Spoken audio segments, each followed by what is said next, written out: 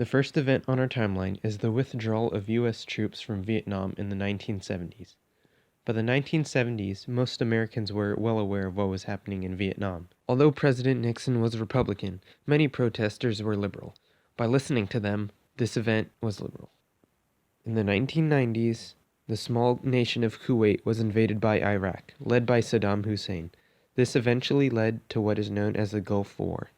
As Iraq invaded Kuwait, President Bush launched Operation Desert Storm, which would liberate Kuwait from Iraqi control.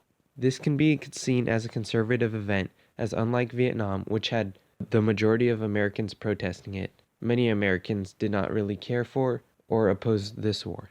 On September 11, 2001, 4 planes were hijacked in one of the biggest terrorist events this country has seen, 2 of which hit the Twin Towers in New York City, killing about 3,000 people. This can be seen as a conservative event, as after the attacks, many Americans started leaning more towards the conservative Republican side, and support for the left slowly decreased. In 2003, the Iraq War began. This was the final push to overthrow Saddam Hussein's government. The Iraq War is a conservative event, as the feelings Americans had from 9/11 were carried into this war, and overall, many Americans shared a conservative view of this war.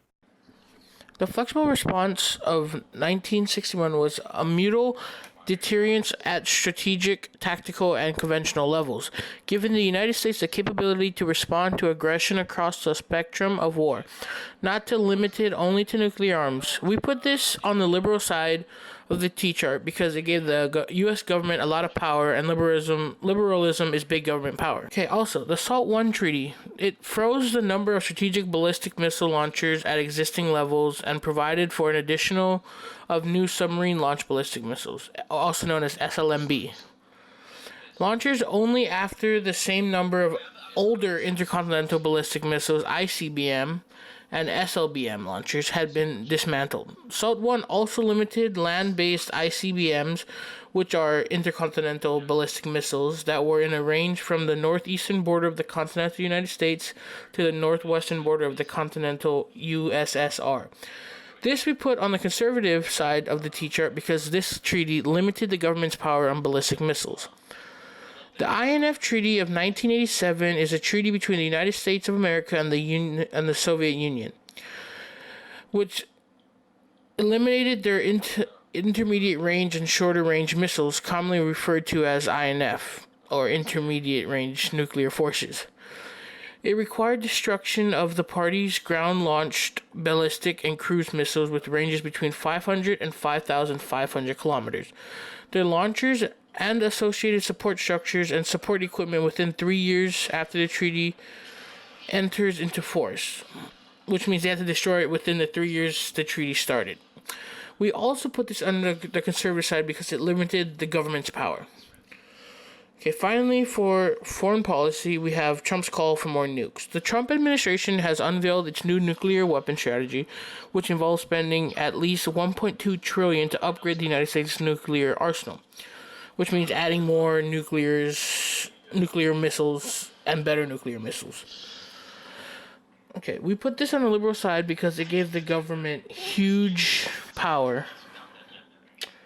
Okay, now on to economic policies. The Social Security amendments, which gave everyone Medicare and Medicaid, was a huge liberal thing because it gave the government vast amounts of power over the people. Reaganomics, which were the economic policy of Ronald Reagan, which are the 4 pillars of Reagan's economic policy, were to reduce the growth of government spending, reduce the federal income tax, and capital gains tax, which reduces government regulations and tighten the money supply in order to reduce inflation.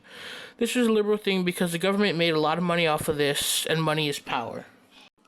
Okay, the GATT, or the General Agreement on Tariffs and Trades, was a legal agreement between many countries whose overall purpose was to promote international trade by reducing or eliminating trade barriers such as tariffs and quotas. According to its preamble, its purpose was to substantial reduction of tariffs and other trade barriers and the elimination of preferences on the reciprocal and mutually advantageous basis. This was liberal because it gave the government power in who and what gets traded. Finally, we have the welfare reform, which placed a limit on how long people could receive benefits and put an end to the 61-year federal guarantee of welfare. This was liberal because it gave the government power over your life.